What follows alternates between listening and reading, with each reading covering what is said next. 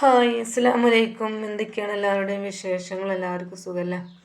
അപ്പോൾ നമ്മൾ ഞെട്ടിലോടെ കേട്ട മറ്റൊരു വാർത്തയാണ്. പത്തനംതിട്ട ജില്ലയിലെ മെഴുവേലി എന്ന് പറഞ്ഞ സ്ഥലത്ത് 21 വയസ്സായ ഒരു പെൺകുട്ടി അത് ഒറ്റയ്ക്ക് പ്രസവിച്ചിട്ട് അതിൻ്റെ കുട്ടിയെ ചേമ്പിൻ്റെ ഇലയിൽ പൊതിഞ്ഞിട്ട് തൊട്ടടുത്തുള്ള പറമ്പിൽ ഉപേക്ഷിച്ചു എന്നുള്ളത്.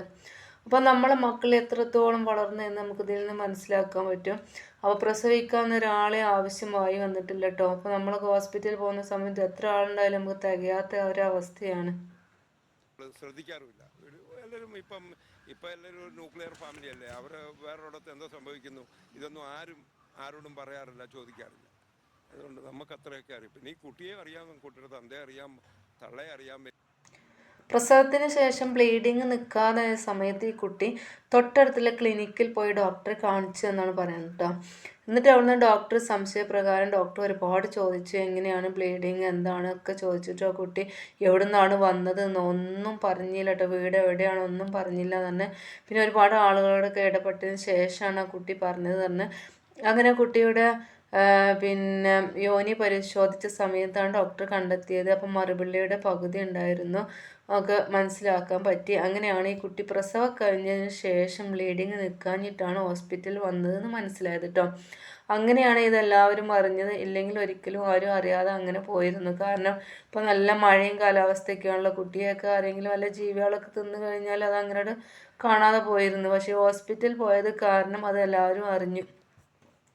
അപ്പോൾ ഇങ്ങനെയൊക്കെ തെറ്റ് പറ്റിയിട്ടുണ്ട് എങ്കിലും അത് എന്താ ചെയ്യുക, കുട്ടികളെ വെറുതെ ഉപേക്ഷിക്കാതെ, കുട്ടികളെ പൂച്ചയൊക്കെ എറിഞ്ഞു കൊല്ലുന്ന പോലെ എറിഞ്ഞു കൊല്ലാതെ അതിനൊക്കെ ഒരു മര്യാദയൊക്കെ ഉണ്ടല്ലോ. അപ്പോൾ അതിൻ്റെ രീതിയിൽ അതിൻ്റേതായ രീതിയിൽ ഇപ്പോൾ മക്കളില്ലാത്ത ആളുകൾക്കൊക്കെ കൊടുത്താൽ ഇഷ്ടം പോലെ ആളുകളുണ്ട് സ്വീകരിക്കാനും, മക്കളെ സ്വീകരിക്കാനും, മക്കളെ നോക്കാനൊക്കെ.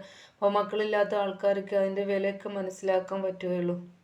ഒരു കുഞ്ഞിനെ ഞാൻ കാത് കിട്ടി. പിന്നെ ഇപ്പം എനിക്ക് 2 മക്കളുണ്ട്. പക്ഷേങ്കിൽ പൊടിക്കുഞ്ഞിൻ്റെ കിടപ്പ് സഹിക്കത്തില്ല. പക്ഷെ ആർക്കെങ്കിലും കൊടുക്കുമോ?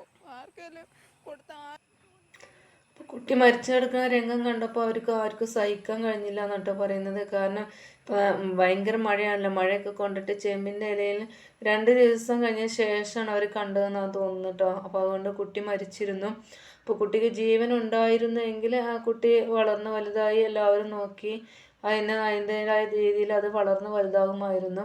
പക്ഷേ അങ്ങനെ ചെയ്തത് വളരെ മോശമായി എന്നാണ് എൻ്റെ വ്യക്തിപരമായ അഭിപ്രായം. അപ്പോൾ അങ്ങനെയൊക്കെ ഉണ്ടാകുന്ന സമയത്ത് അങ്ങനെയൊക്കെ തെറ്റ് പറ്റിയിട്ടുണ്ട് എങ്കിൽ ഒരിക്കലും കുഞ്ഞുങ്ങളെ വലിച്ചെറിയുകയോ കൊല്ലുകയോ ചെയ്യരുത്. കാരണം ജീവന് അത്രത്തോളം വിലയുണ്ട്. മക്കളില്ലാത്ത ആളുകൾക്കാണ് അതിൻ്റെ വിഷമമൊക്കെ മനസ്സിലാക്കാൻ പറ്റുകയുള്ളൂ. അപ്പോൾ ഇങ്ങനെയൊക്കെ ചെയ്യുന്ന സമയത്ത് അതിനെ ഏറ്റെടുക്കാനുള്ള സംഘടനകളുണ്ട്. അതുപോലെ തന്നെ അമ്മത്തൊട്ടിലൊക്കെ നമുക്കറിയാമല്ലോ. അമ്മത്തൊട്ടിലൊക്കെ ഉണ്ടെങ്കിൽ അവിടെ കൊണ്ടുപോയിട്ട് ഉപേക്ഷിക്കാം. ഇഷ്ടം പോലെ ആളുകൾ അവിടെ കൊണ്ടുപോയി ഉപേക്ഷിക്കുന്നുണ്ട്. അപ്പോൾ അത് നമ്മളെ മക്കൾക്ക് അതൊരു ദോഷമായിട്ട് തന്നെയല്ല. മക്കൾ നല്ല പോലെ അവർ പൊന്നു പോലെ വളർത്തി പഠിപ്പിച്ച് വലുതാക്കി അവരൊക്കെ നല്ല നിലയിലെത്തി ജീവിച്ച് പോകുന്നുണ്ട്. അപ്പോൾ അങ്ങനെ ചെയ്യാനൊക്കെ അവസരങ്ങളുള്ള മാർഗങ്ങളുള്ള രാജ്യമാണ് നമ്മുടെ രാജ്യം. അപ്പോൾ അങ്ങനെയൊക്കെ ചെയ്യുന്നതിന് പകരം മക്കളെ വെറുതെ പുല്ലിലേക്കും തോട്ടിലേക്കൊന്നും വലിച്ചെറിയാതെ കൊല്ലാതിരിക്കുക. അങ്ങനെയൊക്കെ എന്തെങ്കിലും പറ്റിയിട്ടുണ്ട് എങ്കിൽ അതിനുള്ള പരിഹാര മാർഗങ്ങൾ അറിയാവുന്ന ആളുകളോടൊക്കെ ചോദിച്ചിട്ട് മനസ്സിലാക്കിയിട്ട് ഹോസ്പിറ്റലിൽ പോയിട്ട് പ്രസവിച്ചതിന് ശേഷം കുട്ടികളവിടെ കൊണ്ടുപോയിട്ട് കൊടുക്കാം. അങ്ങനെയൊക്കെ ചെയ്യാം. ദത്തെടുക്കാൻ താല്പര്യമുള്ള ആളുകളുണ്ടെങ്കിൽ അവർക്ക് കൊടുക്കാം. ശ്രദ്ധിക്കാറുമില്ല.